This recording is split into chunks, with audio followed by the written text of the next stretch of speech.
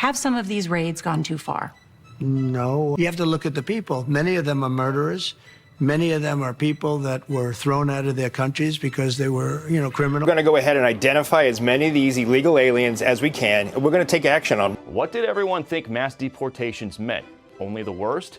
Tom Homan has said it himself.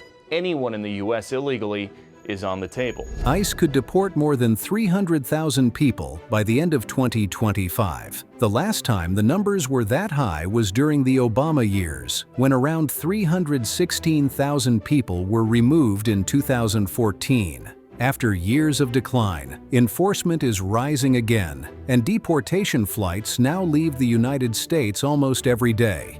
Planes depart from Texas, Arizona, and Florida, carrying people back to countries that many of them have not seen in years.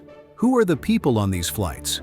What determines where they are sent, and why some countries receive far more deportees than others? Behind every decision is a mix of politics, diplomacy, and pressure that reaches far beyond the border.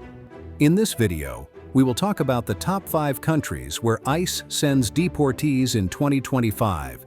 Before we start, make sure to like this video and subscribe to our channel. And now, let's dive in. Number 5. Honduras.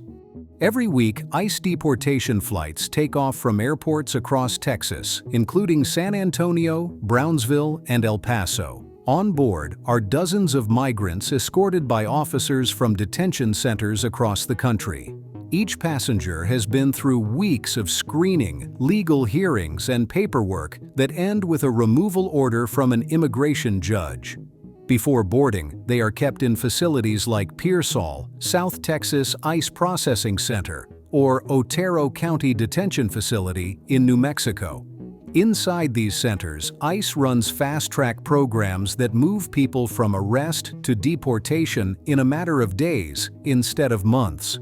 Honduras has become one of the main destinations for these flights. It is a small Central American nation that consistently ranks among the top 3 sources of illegal migration to the United States. High unemployment, gang violence, and natural disasters have driven hundreds of thousands of people to leave. The World Bank estimates that more than 60% of Hondurans live in poverty, while the average monthly income is less than $300. The lack of opportunity pushes many north through Guatemala and Mexico, often paying smugglers between $5,000 and $10,000 to cross the border. Some make it as far as Houston or Dallas before being detained during ICE raids.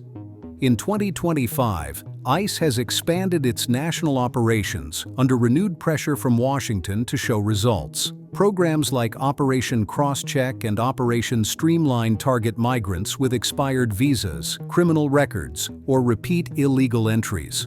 In Texas alone, weekly raids lead to hundreds of arrests. Once detainees are processed, ICE Air Operations organizes chartered flights to Tegucigalpa and San Pedro Sula, the 2 airports equipped to receive mass deportations.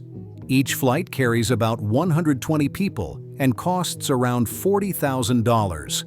The total expense of deportations to Honduras is now estimated at more than $100 million per year, funded through ICE's $9 billion annual budget. The U.S. sees these flights as proof of border control and accountability. For Honduras, they represent an endless cycle. Government officials admit that most returnees struggle to find work and that some attempt to migrate again within months. Despite this, new flights are scheduled every week, filling up before the previous ones even land. ICE reports that more than 30,000 Hondurans were deported in the first half of 2025 alone, a sharp rise compared to 2023. Yet migration data from Mexico and U.S. border patrols show that departures from Honduras have not slowed. The same people who once built lives in the United States now face the same instability they tried to escape, feeding a system that resets every time a plane lands. Does the future of these migrants matter to you, or do you not care where they are sent? Share your thoughts in the comments. Our team needs your help. Subscribe to our channel to help more people learn the truth about current events. And now, we move on. Number 4. El Salvador. Before sunrise, another ICE charter lifts off from Miami International Airport, heading south across the Gulf of Mexico. Inside are men and women seated in quiet rows, their wrists marked with temporary ID bands, their future decided by a court order. The destination this time is El Salvador, a small Central American nation that has become one of ICE's busiest endpoints in 2025. Many spent weeks in detention centers such as Chrome in Florida or Florence in Arizona before their removal orders were finalized. El Salvador has a long history with U.S. immigration enforcement. Decades of civil unrest and poverty pushed millions to leave, creating one of the largest Salvadoran communities in the United States. Today, ICE estimates that more than 1 million Salvadorans live in the country without legal status. In 2025, the agency increased its deportations to El Salvador by nearly 40% compared to 2023, citing new bilateral agreements that simplify coordination between both governments. A major reason for the spike lies in a new ICE initiative called Operation Capstone. The program combines digital tracking, biometric checks, and local law enforcement data to locate people with prior deportation orders. Once identified, they are detained during targeted sweeps that often take place in large cities like Los Angeles and New York. Officials claim the goal is efficiency and security, but civil rights observers say the raids now reach deeper into communities with no criminal records at all. The U.S. describes El Salvador as a safe destination for deportees, pointing to lower homicide rates under President Nayib Bukele's crackdown on gangs. ICE uses this safe return classification to fast-track removals, shortening the time between arrest and flight departure. But human rights groups note that returning migrants often face discrimination and limited access to housing or jobs. Many find themselves in neighborhoods still marked by poverty and controlled by local gangs, despite the improved national statistics. Each deportation flight costs tens of thousands of dollars and carries more than 100 people. By mid-2025, ICE had sent over 25,000 individuals to El Salvador, making it one of the agency's busiest routes in Central America. The flights land at San Salvador International Airport, where government buses wait to take the deportees to temporary intake centers before they disperse across the country. To ICE, these operations show progress in restoring order. To others, they highlight a policy built on repetition rather than resolution. The same social pressures that drive people north remain unsolved, and new planes keep leaving every week. Do you think labeling El Salvador as a safe country truly reflects reality, or is it just a convenient way to speed up deportations? Share your opinion in the comments. Now, please take a moment to hit that like button. It's a small action, but it helps YouTube's algorithm promote our videos to a wider audience. Number 3. Guatemala. At La Aurora International Airport in Guatemala City, the sound of engines fills the air as another ICE flight touches down. Dozens of passengers step off, escorted by guards before being guided to the terminal. Some are Guatemalan citizens, but others come from neighboring countries. Brought here as part of new U.S. deportation arrangements, this airport has become one of the busiest hubs in Central America for ICE operations in 2025. Guatemala has long been one of the main sources of migration to the United States, but this year its role changed. It is no longer just a country people leave. It is now a country where many deportations arrive. Flights bring back thousands each month, including not only Guatemalans, but also migrants from El Salvador, Honduras, and even South America. Under the Safe Third Country framework, anyone who crossed through Guatemala on their way north can legally be sent back there, even if they're not Guatemalan citizens. ICE officials say this helps process deportations faster and reduce the backlog of cases at U.S. detention centers. Behind these flights is a new initiative known as Operation Long Haul, launched by ICE Air Operations in early 2025. The program reorganizes deportation routes into regional corridors, allowing a single plane to make multiple stops across Central America. One flight may land first in Guatemala City, then continue to Tegucigalpa or San Salvador before returning to Texas. ICE claims this saves millions of dollars a year while expanding capacity to move more people per week. The logistics are managed through private contractors such as Classic Air Charter, which now handles more than 700 ICE flights annually. Guatemala became the main testing ground for this system, with up to 4 planes landing on the same day. For the Guatemalan government, cooperation with ICE is a diplomatic balancing act. Officials say the country is helping its U.S. partners while receiving financial aid for border security and reception facilities. Yet the infrastructure on the ground is overwhelmed. The main reception center near the capital is operating far beyond capacity, and hundreds of deportees wait outside each week with nowhere to go. Some of them are not Guatemalan at all, but citizens of other nations who cross the country in transit. Without valid documents, they cannot leave and are left stranded. Human rights groups describe the situation as chaotic. Local shelters fill within hours after each arrival, and humanitarian workers struggle to keep up. The U.S. sees Guatemala as a regional solution, but many on the ground see it as a holding zone for people the system no longer wants to deal with. For ICE, Guatemala represents efficiency. For everyone else, it is confusion and fear. Do you think ICE is right to keep deporting migrants as part of border control, or do you disagree with these measures? Share your thoughts in the comments. Share this video on X and Facebook to help us grow. Every share counts. Number 2. Mexico. Every few days, ICE deportation flights leave from Houston and Phoenix, this time bound for Mexico. It is the busiest route in the agency's entire system and the one that defines how large-scale deportations really work. Most passengers are Mexican nationals detained during recent ICE operations, such as Operation Border Sweep, which focuses on fast removals of people arrested near the southern border.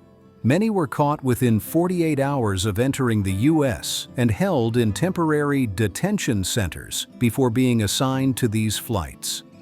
Mexico remains the top destination for deportations because it shares the longest land border with the United States and receives people from multiple categories. Some are recent border crossers, while others lived in the U.S. for years before being detained in local raids. Under the 2025 enforcement plan, ICE and Border Patrol coordinate more closely than ever, transferring detainees directly from patrol custody to ICE flights. The new system cuts costs and shortens deportation timelines, allowing thousands of removals each week. These flights usually land in border cities such as Tijuana, Ciudad Juarez, and Reynosa. Mexican authorities coordinate with ICE through an agreement known as the Local Repatriation Program, designed to receive up to 200,000 deportees a year.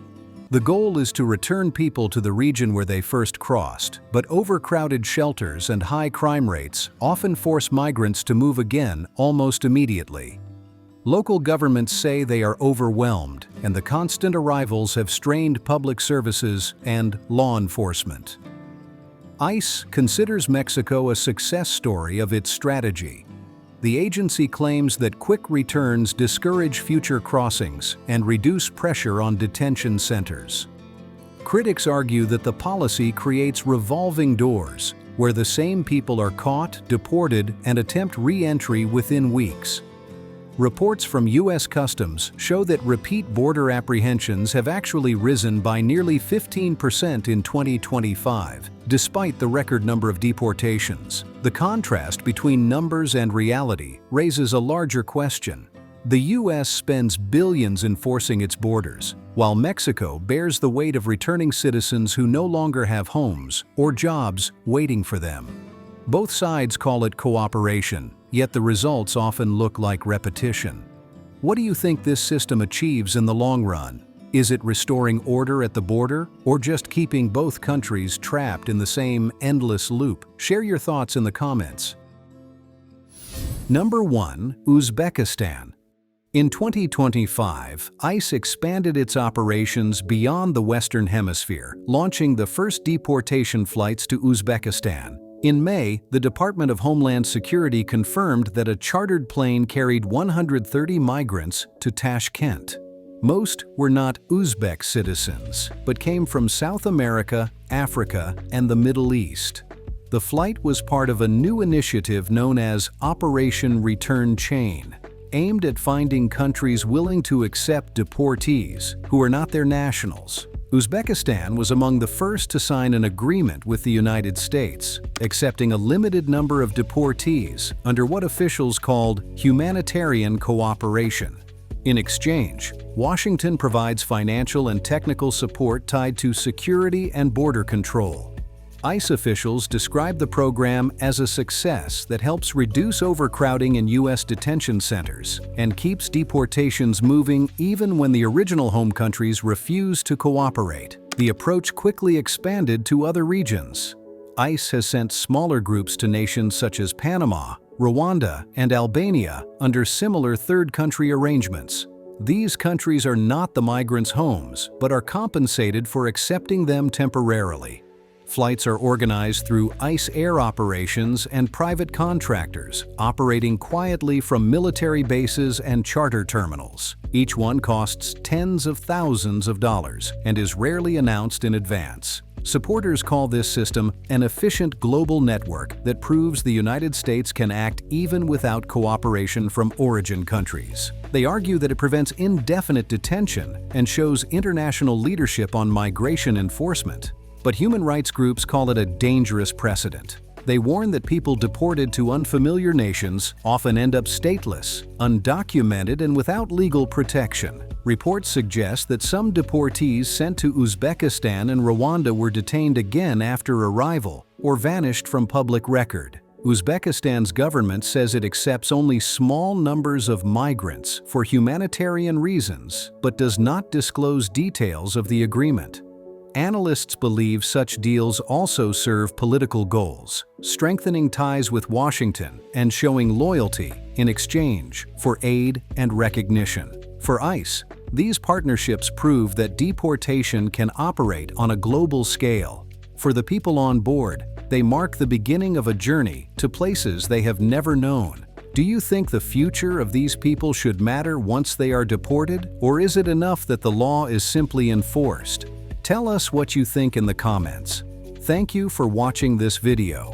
Remember to subscribe to our channel and like this video if you found it informative. Click on the video you see on the screen to learn more.